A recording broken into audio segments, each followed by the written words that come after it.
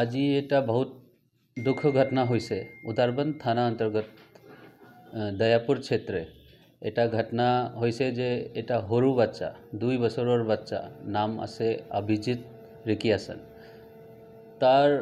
family কোনবা relative আছে নাম আছে ছুটন ৰিকিয়াসন এটো তাক বহুত বেয়াকে অ্যাটাক কৰিছে এই দাওলৈ অ্যাটাক কৰিছে তাৰ পিছত তাৰ হত্যা হোৱাৰ পিছত পুলিচে খবৰ পাইছে পুলিচ খবৰ পোৱাৰ লগে লগে পুলিচ টিম আমি পঠাইছো মানুহ ধৰা হৈছে যিজন ব্যক্তি আছে এটো পুলিচ কাস্টডিত আছে এতিয়া আৰু যেটো ভিকটিমৰ ডেড বডি আছে এটো এতিয়া শিলচৰ মেডিকেল কলেজত আছে আৰু আমি এতিয়া লিগ্যাল কাৰ্যবাহী শুৰু কৰি আছো আৰু যি কাৰণ হৈছে মানে কিহৰ কাৰণে হত্যা কৰিলে এটো এতিয়া লাগে ওলোৱা নাই আমি এতিয়া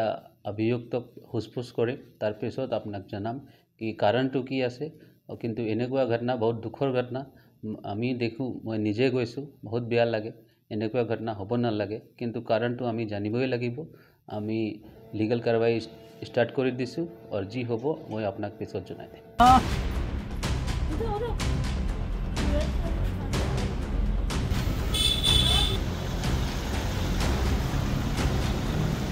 আজি এটা বহুত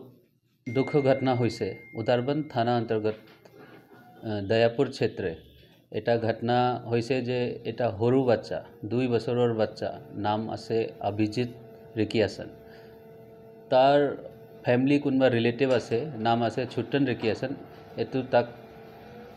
বহুত বেয়াকে অ্যাটাক কৰিছে এই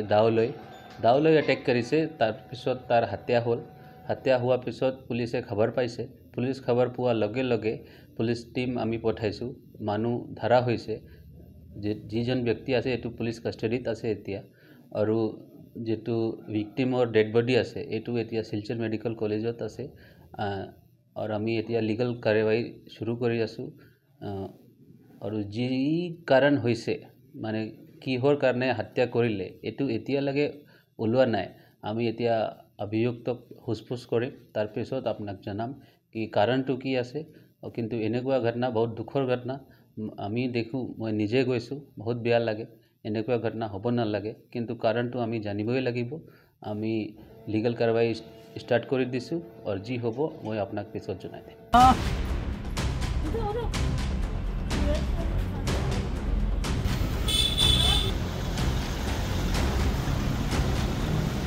আজি এটা বহুত দুঃখ ঘটনা হয়েছে উদারবন থানা अंतर्गत दयापुर क्षेत्र এটা ঘটনা হয়েছে যে এটা সৰু বাচ্চা 2 বছৰৰ বাচ্চা নাম আছে অভিজিত ৰিকিয়াসন তাৰ ফ্যামিলি কোনবা ৰিলেটিভ আছে নাম আছে ছুটন ৰিকিয়াসন এটো তাক বহুত বেয়াকে অ্যাটাক কৰিছে এই দাওলৈ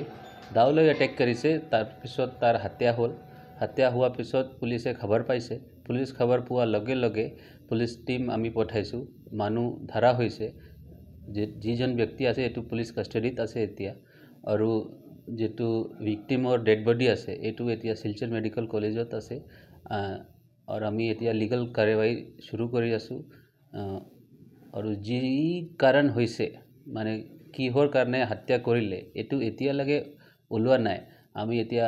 অভিযুক্তক হুসফুস কৰি তাৰ পিছত আপোনাক জনাম কি কাৰণটো কি আছে কিন্তু এনেকুৱা ঘটনা বহুত দুখৰ ঘটনা